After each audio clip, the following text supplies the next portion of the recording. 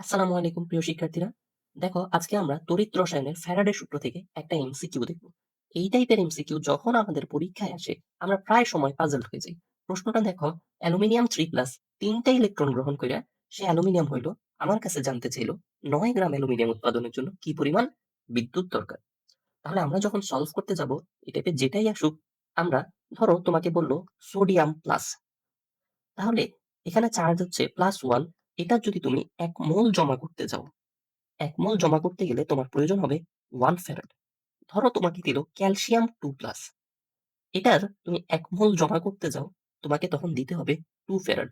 তার মানে আমরা এখানে যে চার্জটা আছে সেইটা দেখব। এখন অ্যালুমিনিয়াম 3+, তার যদি তুমি 1 মোল জমা করতে যাও, তাহলে তোমারে কতটুকু দিতে হবে? 3 ফ্যারাড। এখন আমরা জানি 1 মোল মানে 27 গ্রাম।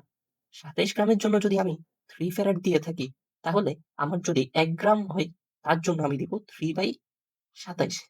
তাহলে আমার দেওয়া আছে 9 গ্রাম। 9 গ্রামের জন্য কত হবে?